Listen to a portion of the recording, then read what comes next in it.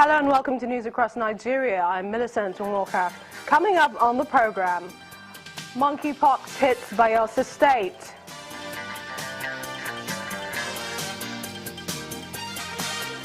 Edo State government suspends 4 secondary school principals over illegal fee collection.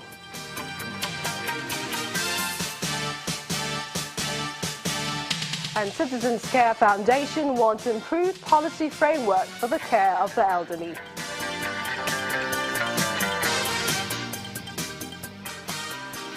Well, we start with what health authorities in Bayelsa State has said is a confirmed outbreak of a disease known as monkeypox in the Fangbe area of Yenagoa, the state capital. So far, 13 persons are reported to have been infected, while 49 others who had contact with them are still being observed. The Bayelsa State Commissioner for Health, the doctor there, confirmed the outbreak to Channels Television, and he has advised residents not to panic. But apparently we're also being told that it has been taken to the World Health Organization, and that is the Senegal office, for confirmation. And the latest coming from the World Health Organization is that they hope indeed to help with regards to the outbreak's investigation, including laboratory confirmation, surveillance, as well as active case risk communication, as well as case management. Well, monkeypox is indeed the latest development in the pox series, reaping fear in the hearts of Nigerians. And we're going to find out in the course of the program what exactly it is, how it is contacted, who should be worried, and just how dangerous this particular situation, this disease we're hearing, is. But first, let's move on to this particular story, and this is coming from disengaged staff of PHCN. The National Industrial Court of Nigeria, sitting in Akure, Ondo State, they have commenced hearing of a case filed by the former staff of the Power Holding Company of Nigeria who were disengaged by the Benin Electricity Distribution Company after acquiring that company. Well, the counsel to the Benin Electricity Distribution Company, Mr. Einaya Ma, insists that the company only took over the assets of PHCN while its liabilities were taken over by the Nigeria Electricity Liability Company. Counsel to the disengaged staff, Mr. Fedayo Olanikwetan, argues, well, that a new company takes over both the assets and liabilities of a company it is acquiring. Benin Electricity Distribution Company did not take over the liability of PHCN. All they took over was the assets. The liability was taken over by Nigeria Electricity Liability Company. We are saying that there was an agreement the labor unions had with the federal government regarding casual staff. And in that agreement, it was agreed that the casual staff will first be verified. It is that verification exercise that confirms them as casual staff, and they said they shall be forthwith regularized as permanent staff. The Edo State government has suspended 4 secondary school principals who were allegedly involved in an illegal fee collection scandal that recently rocked some secondary schools in the state. Commissioner for Education in the state, Dr. Christopher Adesoto, announced the suspension during a meeting with the affected principals in Benin City. He also referred them to the state's Post-Primary Education Board for further disciplinary actions.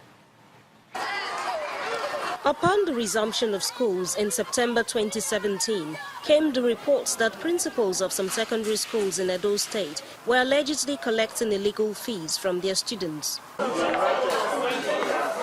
Based on that report, the Edo State Commissioner for Education on Wednesday, the 27th of September, convened this meeting of Chief Inspectors of Education and the leadership of the Conference of Principals of Secondary Schools in the state, where he warned the principals to desist from the corrupt act. After that meeting, the Education Commissioner is said to have paid a visit to some of the reported schools, where he confirmed the allegations against the principals. Before I even ask the question, they have answered yes. What is the question? How much they will pay? All of them said 16,000. It's in the camera. The principals are those of Niger College Junior Secondary School, Oka Junior Secondary School, and Idogo Junior and Senior Secondary Schools. The principals are there. They are the ones sitting down there.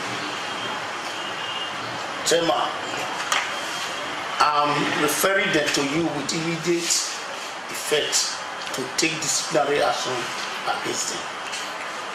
For now, they are all suspended from their schools. And the money they collected, they are going to refund.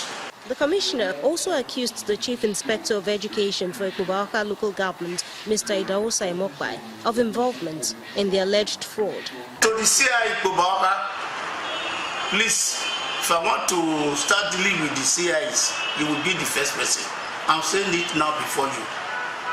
You cannot tell me that what these principals are doing, you are not aware. You cannot say it. You cannot say it. I have never got any report from you to show that, yes, this is the action you are taking.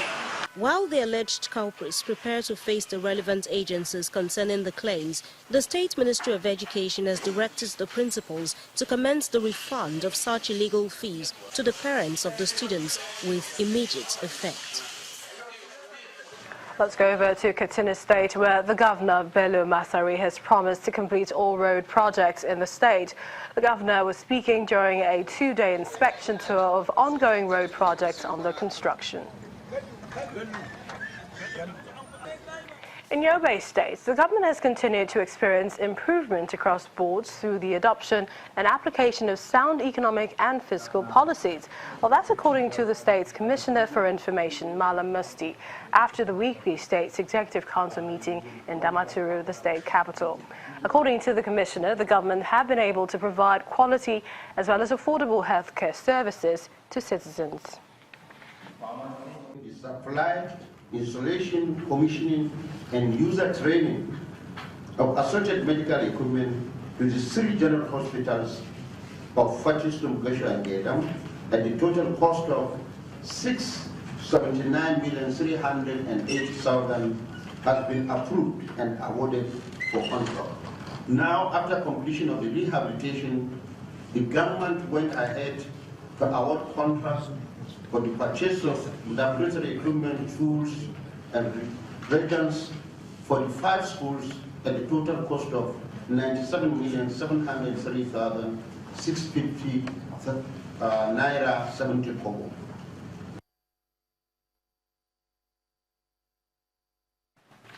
And the Ibadan depot, with about 1,000 metric tons capacity, has been recommissioned.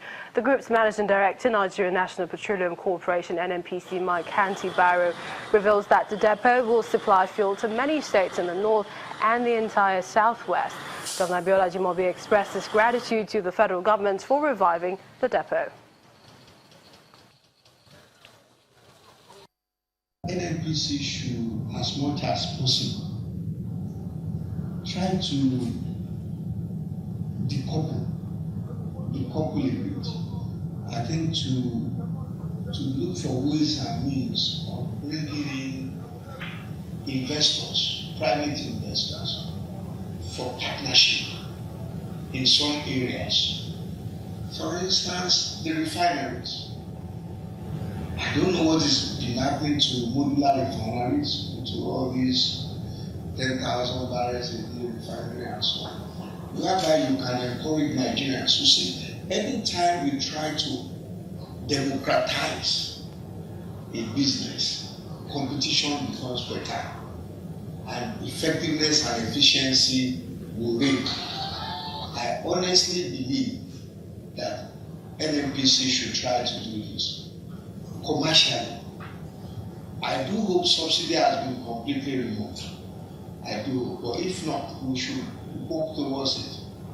All the states of the north, plus all those in southwest, because Ibadan depot is not only serving Ibadan and oil, but it's also serving to push products to Ore, to also Ilori.